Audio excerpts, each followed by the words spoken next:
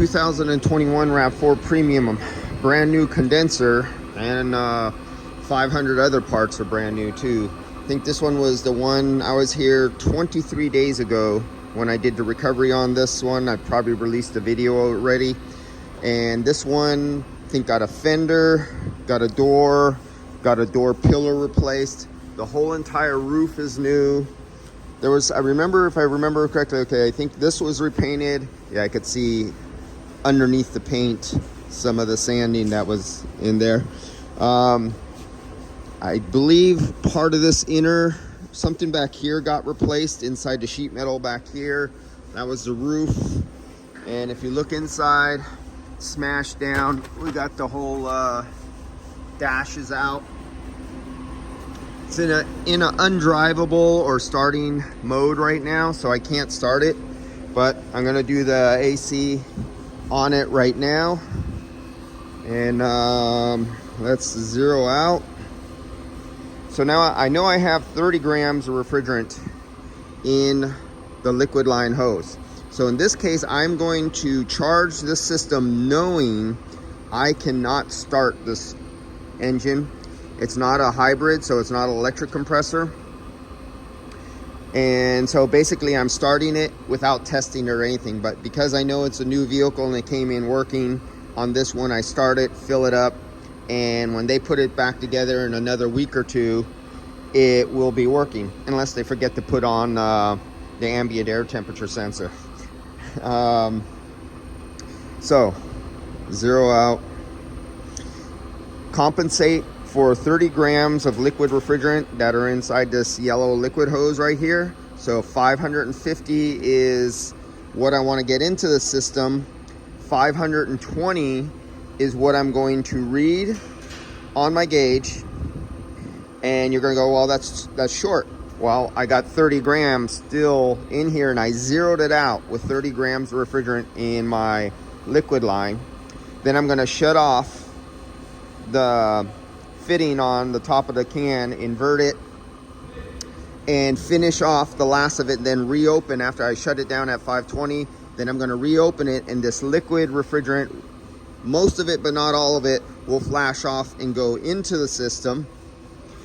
And then I'll give the top of the can, when it's inverted in the vapor sim, a quick little like open close really fast. You'll just hear a little, well, you won't even hear it in the camera. I don't even think I'll get it that far because I got to use two hands, so the camera will be off by then, but I'll explain it to you. You just get a quick open close. That's it. Just a little flinch like that. And what that'll do is that'll burst a little vapor, higher pressure refrigerant in head of what liquid is still in here. And the only valves that will be open is the valve supplying the refrigerant and the high pressure. And so any liquid in here with that little burst of vapor will push it right into the system, and that will be your 550 grams. Sorry I can't get more detailed or explanation of that, and I will have to turn off the camera and produce that, but let's get some refrigerant in the system. So we're zeroed out, and let's turn off the vacuum here. Vacuum is off, and we're open on the high. Now I have the low side already backed out, but I don't want to remove the low side because the reason I have it backed out, I don't need vapor refrigerant filling up this vapor line and stealing some of the refrigerant from the system, and I'm not going to run it and test it, so there's no reason for it to be connected to the system. But I don't want to disconnect it just in case it has a weak valve spring in the valve core, and as soon as I disconnect it right now under vacuum, it'll suck air into the system, contaminating the system with air and moisture. Don't want to do that. So that's why only the high side's on. So, okay, 1, 2, shit. Okay, I'm having a hard time here. Let's try this again. There we go. I couldn't turn it. So I want 520 grams in the system.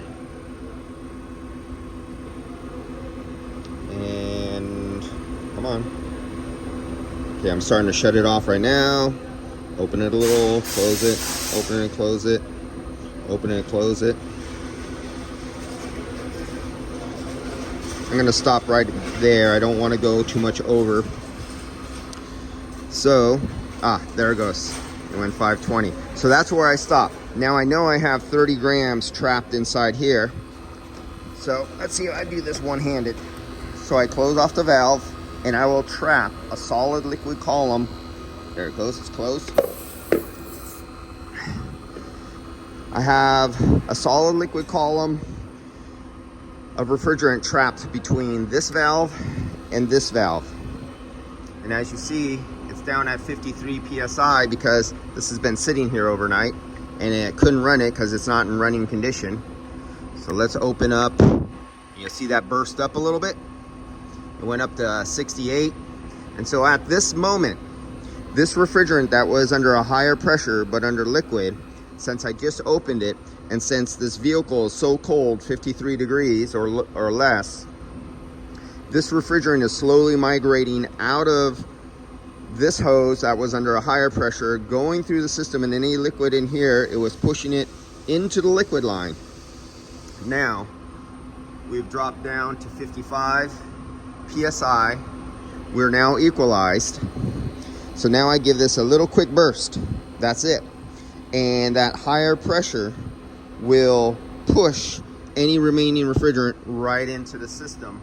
And this is how, in an emergency, when you're stuck on a vehicle and you cannot start it, or even if it was all together and someone discovered the air temperature sensor was damaged and now you discover that you can't start the AC, or a wire and a harness was damaged that they didn't know about and you already did the recharge, you can't start it. So this is what you got to do.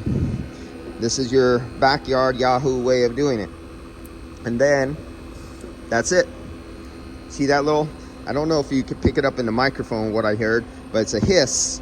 And that little burst of higher pressure vapor, only vapor, basically pushes out the liquid, what little was left in there, into the system. And because the system was sitting overnight and it's only 50 some degrees, the tank is warmer and is in vapor state, the refrigerant will only flow in one direction. Not the most scientific method, but it gets the job done. And that's it. Really simple. And as you can see, my nylog on there and dye. I injected the oil already. I injected the dye. You see the nylog all sticky there. See that? That's how you protect your O-rings, and that's how you make sure you don't have vacuum leaks passing by O-rings or anything like that. All right, guys, I will see you later. This is good to go, other than I need to put my caps on there. I already have my sticker on there with the date that I performed it. And so I'll see this one. If they're a good customer, I'll see him next year or the year after or 5 years from now. But that's one thing. I still get stickers, my old stickers from old R12 retrofit stickers. Every now and then I get one of my old cars I did 30 years ago, or one of my brothers did, or my uncle or my dad, because we could tell by our handwriting on our old stickers. It's cool seeing a car that you did 30 years ago come back to you. All right, guys, catch you later.